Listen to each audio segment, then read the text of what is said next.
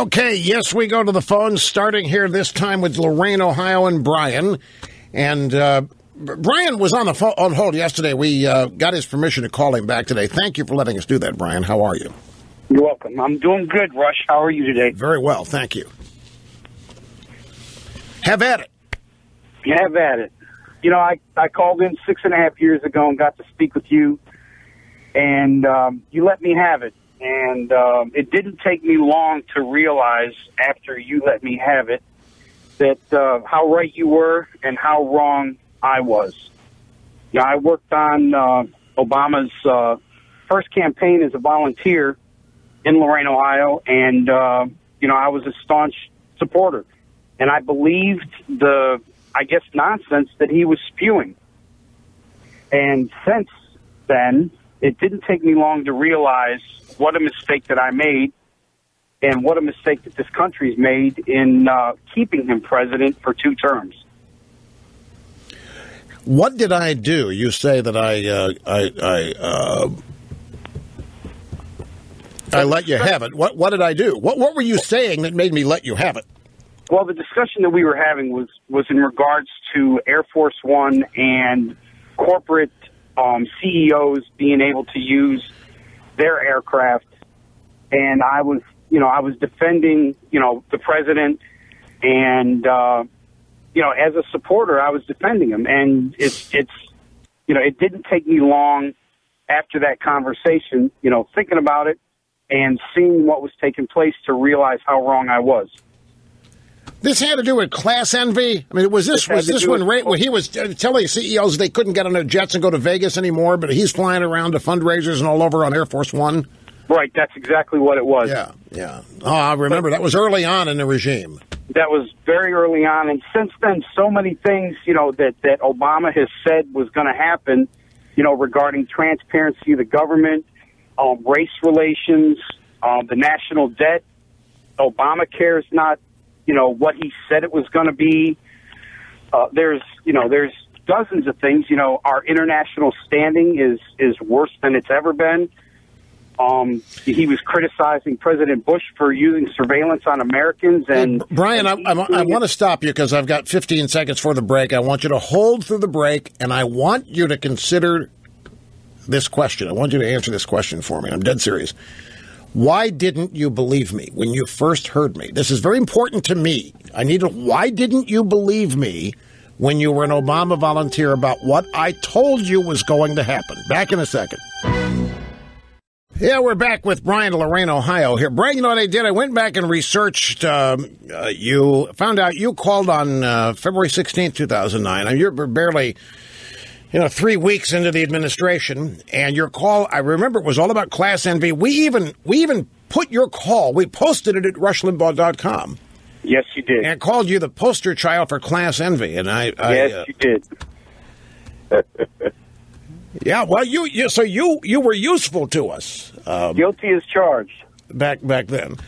Back then, yes. I understand youthful exuberance and loyalty and excitement. Who's Obama is brand new and appears to be untainted by the political process. And there's all this disgust and anger at Bush that the media had ginned up, and maybe some of it was genuine. But here I was. I was being as honest as I knew how to be, and I was trying to persuade as many people as possible that Obama was not who they thought he was. And I really would like to know, if you've had a chance to think about it, why didn't you believe me when I was even before the election, after the election? You're just a month, almost to the day. You called a month to the day after I said I hope he fails. Right. And that was January 16th of 2009. And right. So what was it that you didn't want to believe me, or you didn't? I didn't have. What was the reason? And I say we because I know there's millions of Americans out there that feel the same way I do now. We did not believe that an American president would have the audacity to do what Obama has done. It seemed like you were talking nonsense. How could anybody believe that the president was going to do what's taken place over the past 6 years? And it's absolutely amazing the backpedaling and the backsliding this country has done internationally, nationally, religiously, it's amazing. And nobody would have believed it 6 years ago. No, a lot of people are still in denial now. Well, we need to wake up, and we need to wake up soon. Well, I could not agree more. And I must tell you, Brian, there are a lot of Americans who think it's too late. We're waking up too late. People realize that too much now has been done. There's too much entrenched. I mean, you look at Arabic is the fastest growing spoken language in America. The 62%. What is the census number here? Hang on just a second. I need to get this thing to click on a website. Something like 63.4 million non-English speaking people and growing. Sir, in the country. We're tearing down the Ten Commandments everywhere. We're canceling America Day in high schools because of who it offends. Sir, there's one thing that Americans need to think about, even those listeners that are not Christians. The direction that this country is headed in is very dangerous, because if we're moving religious freedoms now, whose freedoms are we going to be removing next? That's the slope that we're on, and we need to stop it. And Christians need to wake up and stand up and say enough is enough. We need to put a stop to this. That's what the Trump candidacy represents in a lot of people's minds. That's why Trump has attracted the support and the attention of so many people. That's exactly what that candidacy personifies or epitomizes or represents. You know, you're right about religious liberty. If we lose that, what's next? The thing about religious liberty is it's the whole basis on which this country was founded. The entire basis. The first premise, going back to the Pilgrims. Now, you might say, well, Rush, the Pilgrims were in 1600. It had nothing to do with the founding. They most certainly did. You cannot read our founding documents. You cannot read the beliefs, speeches, statements of the Founding Fathers and not see the influence of the early settlers in this country, the Pilgrims, who were fleeing religious tyranny in Europe. And now we're giving into it again. We're literally giving in to religious tyranny after a country which was essentially founded on the premise of religious liberty, that no government, no state can sponsor a religion, and therefore it cannot tell you what you can believe or not believe, and it cannot punish you for what you believe.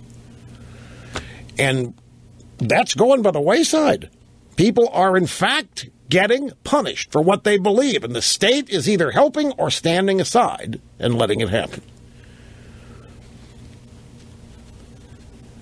You know it's bad when individual states have to concoct individual laws which state that the citizens in those states have religious freedom, when it's already in the Constitution. It's already part of the Declaration of Independence. It's already intrinsic to the founding of our country. And now we've got to publish statutes that remind people of it, and even those are attacked and watered down by the sponsors. Give me Jennifer in Floyd, Iowa next. Look, Brian, I appreciate the call. Thanks much. It's not easy to do what he did. Call here and do a mea culpa.